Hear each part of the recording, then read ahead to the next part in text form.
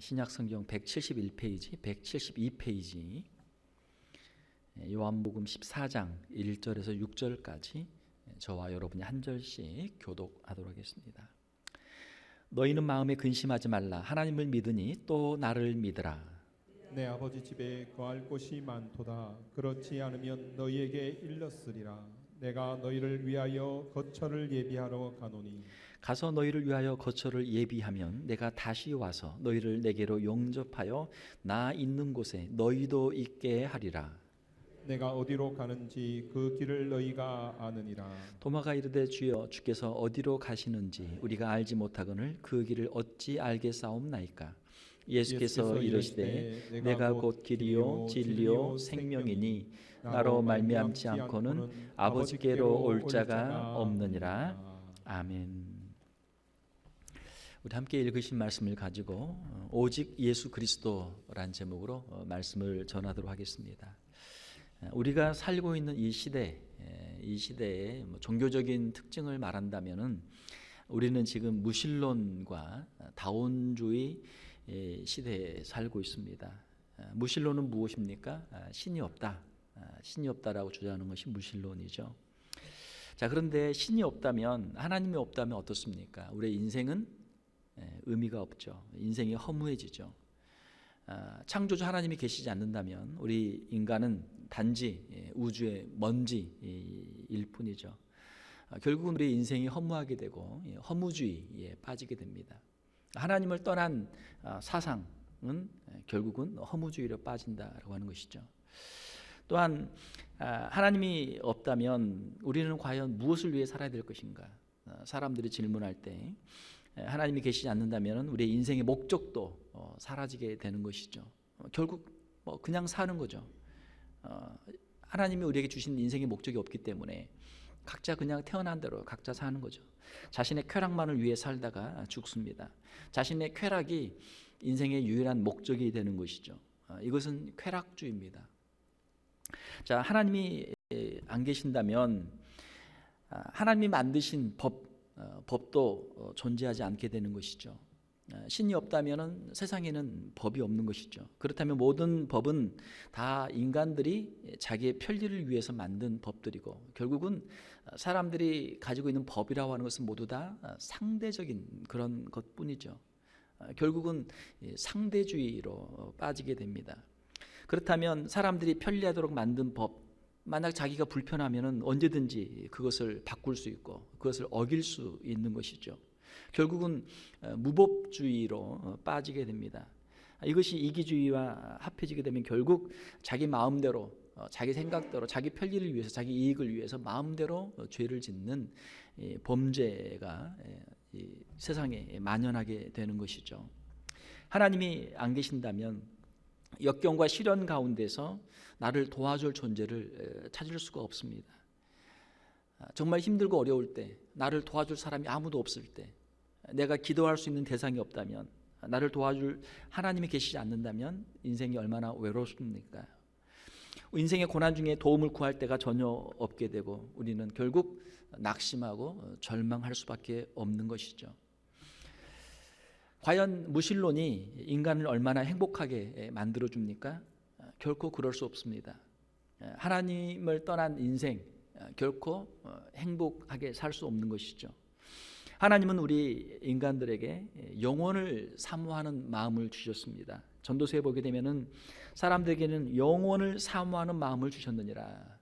이 땅에 잠깐에 있는 것들을 가지고 우리가 만족할 수 없고 아무리 먹어도 아무리 입어도 아무리 누려도 어떤 쾌락을 누려도 그것이 우리에게 영원한 만족을 주지 못하는 것이죠. 자, 그래서 사람들은 종교를 찾습니다. 자, 그러면 세상에 많은 종교들이 있는데 그러면 아무 종교나 다 믿어도 됩니까? 아무 종교나 다 믿어도 된다라는 주장이 있어요. 그걸 우리가 종교다원주의다 이렇게 이야기합니다. 자, 우리 한번 생각을 해보면요. 모든 물건에는 그 물건을 만든 사람이 있습니다.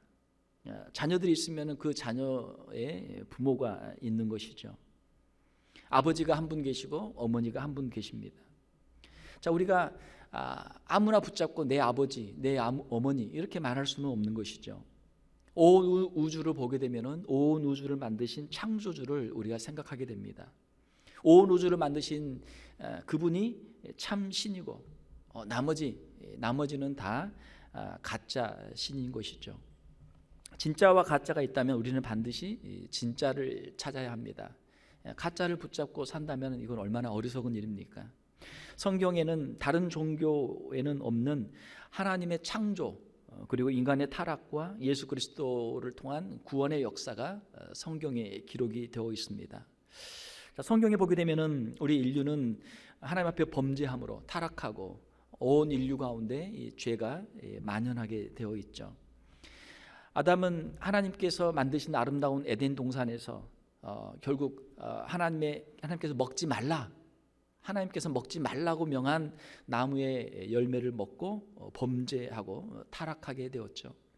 이 아담과 하와의 타락으로 말미암아 인생의 모든 문제들이 생겨나게 되었습니다.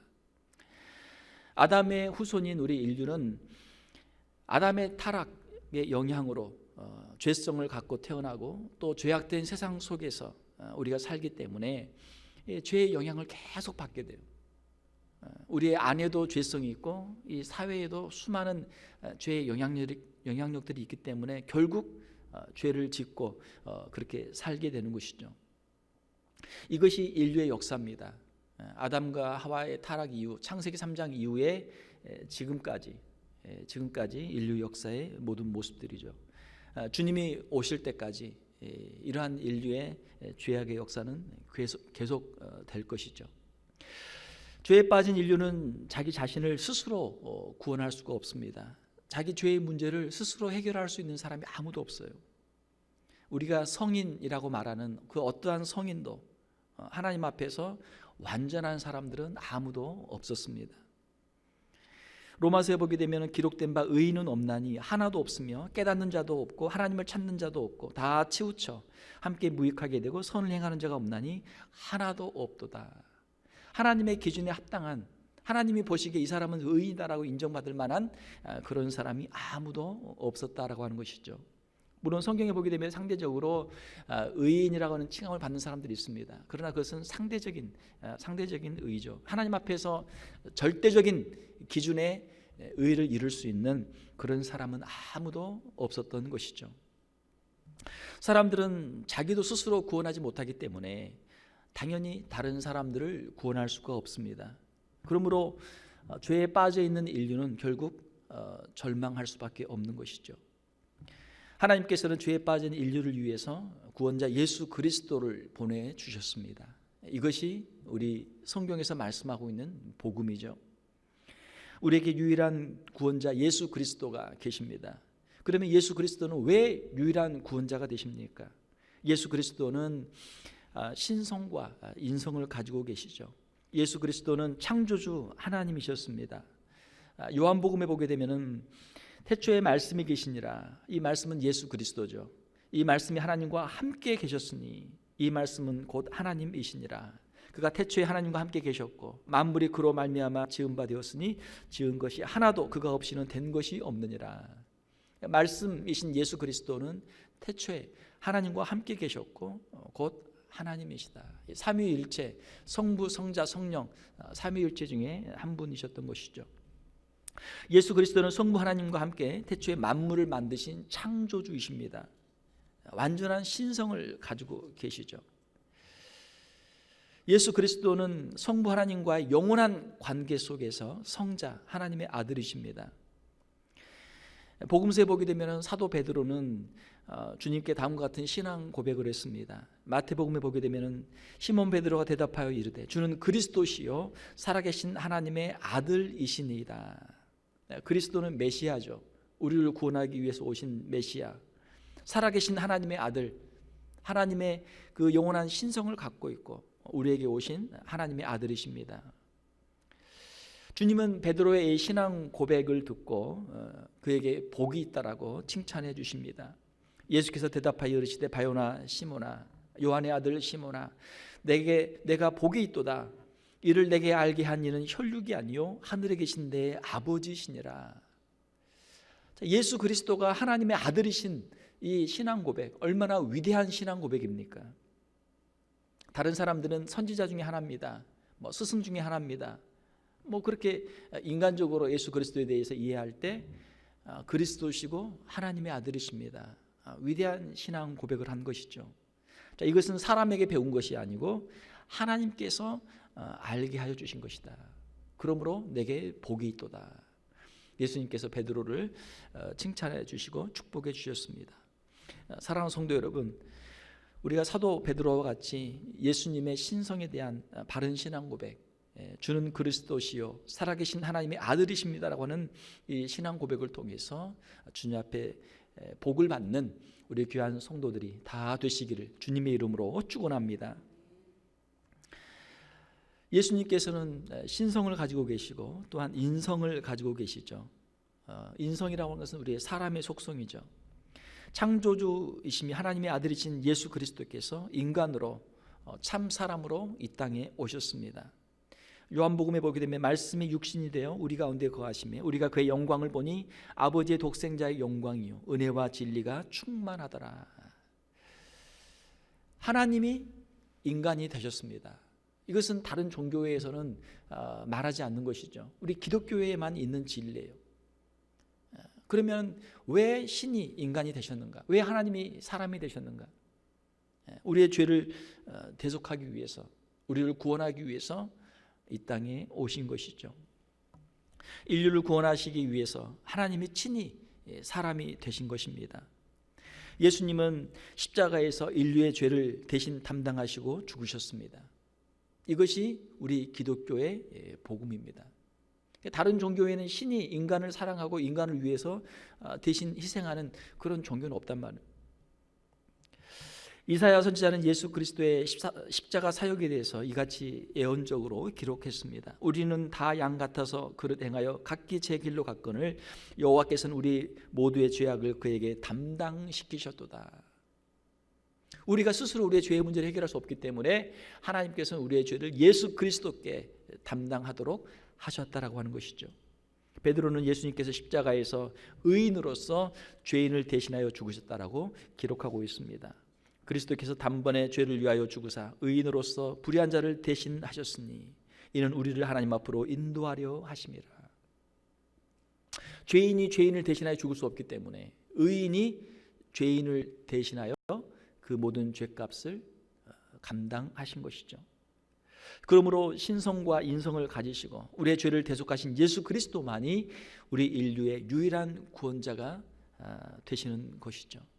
주님만이 유일한 구원자이심을 우리 주님께서도 친히 말씀해 주셨습니다. 오늘 우리가 함께 읽은 말씀 요한복음 14장 6절에 보게 되면 예수께서 이르시되 내가 곧 길이요 진리요 생명이니 나로 말미암지 않고는 아버지께로 올 자가 없느니라. 예수님을 통해서만 하나님께 갈 수 있다. 이것이 예수 그리스도의 말씀입니다. 제가 대학에서 이제 종교학을 공부를 했는데요. 종교학을 공부하면서 이제 원시 종교부터 현대 종교까지 다양한 세계의 많은 종교들을 연구를 합니다. 원시 종교라고 하면 이제 최초로 생기는 건데 애니미즘이라고 하는 거죠. 정령 신앙. 모든 것에는 이 영이 깃들어져 있다.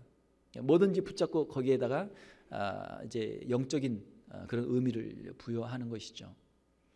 그 다음에 생기는 게 이제 토테미즘이라는 것입니다. 토테미즘은 어떤 동물이나 식물의 그 정령을 이제 자기 가문이나 아니면 자기 부족의 신으로 그렇게 섬기는 것이죠. 한국에 있는 단군 신화가 이제 토테미즘 하나의 증거입니다. 학자들에 의하면은 곰을 섬기는 그런 부족과 호랑이를 섬기는 그런 부족이 있었다. 그래서 그 부족이 이제 하나가 되어서 이 곰을 섬기는 부족을 중심으로 해서 이 단군 내 이 사회가 이루어졌다라고 그렇게 이제 해석을 하는 것이죠. 자, 토테미즘, 사람들보다 좀 더 뭔가 힘이 있어 보이는 어떤 동물을 섬기는 것입니다. 신으로 신성한 존재로 섬기는 것입니다. 지금까지도 그런 종교가 많이 있어요. 어떤 종교는 소를 신으로 섬기고 어떤 또 그 종교를 보게 되면은 뱀도 섬긴단 말이에요. 뱀도. 다양한 동물을 가지고 신으로 섬겨요. 그게 사람입니다. 그 후에는 인간들을 신으로 섬기는 그러한 역사들이 있었죠. 황제나 아니면 어떤 장군이나 어떤 특별한 사람들을 영웅들을 신으로 섬기고 지금까지 그 신들을 그 사람들을 신으로 섬기는 종교들이 많아요. 그 이후에 이제 세계 종교들을 보게 되면은 우리 뭐 한국의 역사를 보게 되면은 샤머니즘이 있었죠. 샤머니즘이라고 하는 것은 신과 인간 사이를 매개하는 어떤 샤만, 무당이라고 하죠. 한국말로 무당 또는 박수, 남자 무당은 박수죠. 어떤 매개자가 있어서 그 매개자가 신과 인간을 연결해 준다. 병을 고쳐주고 또 주술을 행하고 이런 이제 일들을 하는 것이죠. 미국에 있는 아메리카 인디안들의 종교는 이제 정령 신앙과 토테미즘과 이 샤머니즘이 섞여 있죠. 이게 남아 있죠. 아직도 남아 있죠. 한국의 원래 그 토착 종교가 이런 신앙이에요. 이것이 이제 북방 시베리아 계통에서 한국으로 내려온 것입니다. 최근까지도 한국에서 아직까지도 무당을 불러서 구슬하고 하는 것들이 남아 있잖아요. 저희 어릴 때는 무당 굿하는 거 많이 봤거든요. 자, 그 후에 한국의 역사를 보게 되면은 삼국 시대에 AD 한 3세기, 4세기 경에서 불교가 들어옵니다. 불교는 BC 6세기경 인도에서 시작이 돼서 석가모니에 의해서 시작이 돼서 중국을 거쳐서 한국으로 전래가 된 것이죠. 원래 불교는 무엇입니까? 불교는 시타르타 그 석가모니가 그 당시 인도에 있었던 브라만교는 이제 그 인도의 원래 신은 그 다신교거든요. 다양한 신들을 이제 자신들의 신으로 해서 그 중에 하나를 이제 열심히 섬기는 게 브라만교인데 석가모니의 주장은 신은 없다. 이런 신은 없다. 그런 신에게 숭배를 해서 제사를 드려서 어떤 복을 빌거나 구원을 받는 건 없다. 이게 석가모니의 가르침이에요. 그러면 어떻게 인생의 문제를 해결할 수 있느냐? 석가모니의 가르침은 인생에는 수많은 고통이 있는데 생로병사의 수많은 고통들이 있는데 이것은 다 어디에서 오는 것인가? 인간의 무지와 인간의 이 집착에서 온다. 그래서 바른 깨달음을 통해서 이것들이 우리가 가지고 있는 우리가 집착하는 것들이 이게 영원한 것이 아니고 이것이 일시적인 것들이고 이것들이 허망한 것들이다. 이걸 깨닫는 것을 통해서 도에 이르게 되고 해탈에 이르게 된다. 번뇌를 다 없애고 열반에 이르게 된다. 이것이 이제 석가모니의 가르침이죠.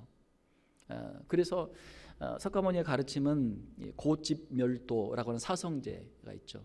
이 인간의 모든 고통은 집착에서 오는 것이고 집착을 멸하고 도에 이른다. 그래서 계속 불교는 원래는 이제 자기 수양의 종교입니다. 자기가 가지고 있는 인생의 모든 번뇌를 다 끊는 거예요. 인간의 모든 그 집착, 욕심을 다 끊고 내려놓고 마음을 다 비우는 거예요. 이게 원래 불교입니다. 그래서 모든 것들이 다 허무하다는 것을 깨닫고 이제 공즉시색, 색즉시공 있는 모든 것들은 다 허무해서 온 것이고 이게 연기 사상을 통해서 인연을 통해서 이루어지는 거기 때문에 이걸 다 끊고 나면은 무에 이르게 되고 해탈을 하게 되는 것이죠. 이것이 이제 불교의 가르침입니다. 그런데 참 아이러니하게도 원래 그 부처의 가르침은 이런 모든 제사를 금하고 모든 것을 다 버리고 이것을 끊어서 자기 스스로 깨달음을 통해서 열반에 이르는 건데 이것이 지금 이제 동남아나 베트남이나 태국이나 또 한국도 마찬가지고 있는 종교들을 보게 되면은 부처를 하나의 우상으로 만들어놨단 말이에요. 부처는 어떤 신을 섬기지 마라, 누구에게도 제사를 드리지 마라 했는데 오히려 부처를 신으로 만들어서 그 앞에 빌고 그렇게 있는 것이죠. 원래 불교는 자기 깨달음의 종교거든요. 어떻게 말하면 불교는 종교라고도 할 수도 없어요. 무신론이고 자기 각성의 깨달음의 철학입니다. 불교 철학입니다. 자, 그런데 이것이 이제 민간에게 전달이 되면서 민간 일반 사람들은 그런 깨달음을 얻기도 어렵고 또 그런 경지에 도달하기 어렵기 때문에 그냥 단순하게 부처님께 빌어서 자신들이 원하는 것들을 얻고자 하는 그런 이상한 종교로 불교가 이제 변질이 된 것이죠. 불교가 한국에서 삼국시대에 융성하다, 고려까지 융성하다, 고려 말부터 해서 유교가 들어옵니다. 유교는 이제 중국에서 시작된 것이죠. 유교 역시 중국에서 약 한 BC 6세기경부터 해서 이 공자님을 통해서 이 유교가 이제 집대성이 된 거죠. 그러니까 유교도 사실은 이제 그 원래 전부터 중국에서 내려오던 수많은 것들이 있었는데, 가르침들이 있었는데, 중국의 춘추 전국 시대, 그 혼란의 시대, 각 나라들이 다 나눠져서 서로 죽이는 전쟁의 그 속에서 공자님이 과연 이 중국의 지금 춘추 전국 시대의 이 혼란을 어떻게 해결할 것인가, 그것을 이제 생각하면서 그 고대로부터 있었던 중국의 요순 시대, 아주 성군이죠. 중국의 그 신화에 따른 임금들과 또 그 전에 있었던 사람들이 가르쳤던 모든 것들을 이제 집대성을 하죠. 이거를 다 모아서 그걸 가르쳐서 제자들에게 가르치죠.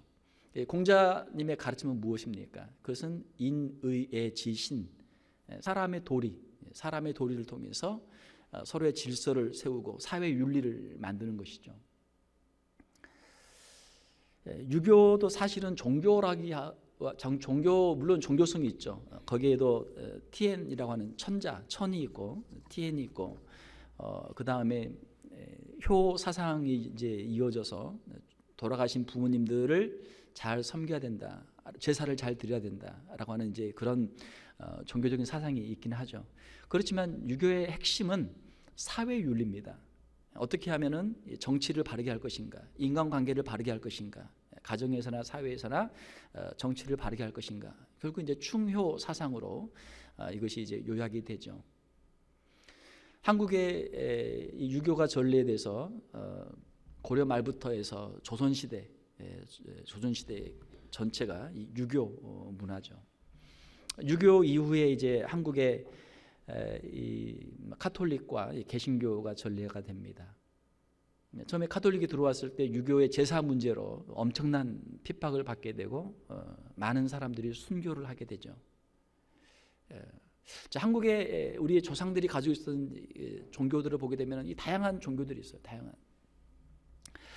자, 그런데 여기에서는 우리에게 참된 구원의 길을 제시해 주는 종교가 없는 것이죠. 우리가 인류의 우리 역사를 보게 되면, 우리 교회사를 보게 되면 지금까지 예수 그리스도를 구주로 영접한 많은 사람들이 있었습니다. 오늘날도 죄와 사망의 권세 아래 많은 사람들이 인류가 고통하고 있죠. 그 사람들에게 무신론도 답이 아니고 종교다원주의도 답이 아니고 오직 예수 그리스도가 유일한 희망이 되는 것이죠. 우리 주변에도 아직 믿지 않은 사람들이 많이 있습니다. 우리가 금요일부터 이제 가을 부흥회를 갖게 되는데요. 여러분, 가을 부흥회를 위해서 기도해 주시고 또 주위에 있는 분들을 많이 초대하셔서 함께 은혜 받는 시간 되시기를 바랍니다. 한국의 통계청의 자료를 보게 되면 2015년 자료에 보게 되면은 대한민국 현재 종교 인구가 56%가 종교가 없다, 무종교예요. 그리고 개신교가 19.7%, 불교가 15.5%, 천주교가 7.9%, 기타가 0.8%입니다. 그러니까 안 믿는 사람들이 아직도 많은 거예요. 한국에 절반 이상이 안 믿는 사람들이고 또 다른 종교를 가지고 있는 것이죠. 개신교는 19.7%, 5분의 1도 채 안 되는 것이죠. 미국의 종교 분포를 보게 되면 2016년 자료를 보게 되면 개신교가 48.9%, 천주교가 23%, 무종교, 종교가 없는 사람들이 18.2%, 유대교가 2.1%, 몰몬교가 1.8%, 이슬람교가 0.8%, 그리고 기타가 2.5%입니다. 미국은 한국보다는 더 기독교 국가죠. 그러니까 한국보다는 한 2배 정도 크리스찬들이 더 많은 거예요, 미국에. 그렇지만 아주 주변에는 예수님을 믿지 않는 사람들이 아직도 많고 전도할 사람들이 많습니다. 신앙을 갖게 되는 계기를 보게 되면 가족이나 친구의 개인적인 전도를 통해서 신앙을 갖게 되는 경우가 제일 많아요.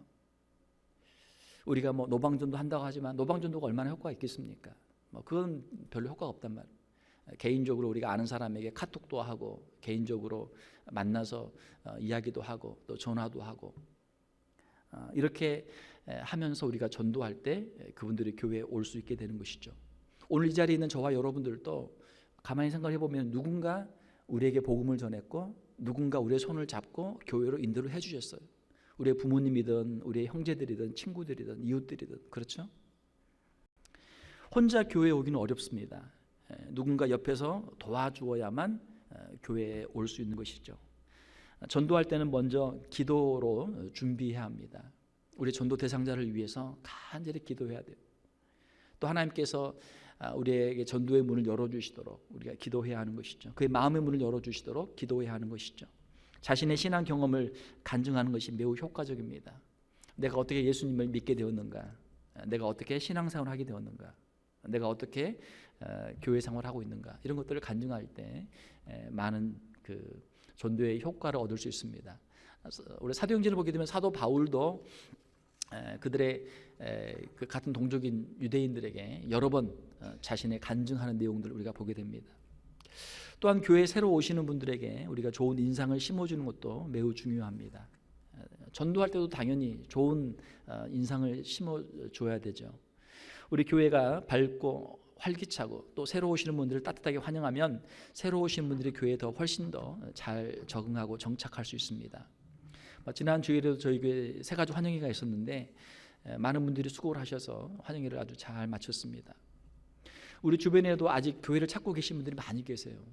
참 하나님의 그 은혜인데요. 보면 매주마다 저희 교회에 방문하시는 분들이 계세요. 교회를 찾고 있단 말이에요. 앞으로도 우리 교회가 계속해서 더 많은 분들을 주님께로 인도하고 또 잘 섬기는 교회가 될 수 있기를 원합니다. 우리의 짧은 인생, 과연 우리의 인생에 어떤 의미가 있습니까? 우리 인생에 어떤 목적이 있습니까? 영원하신 하나님을 알고 예수 그리스도를 통해서 우리의 영혼이 구원받고 하나님의 나라에 이르는 것, 이것이 우리에게 인생의 목적이 되겠죠.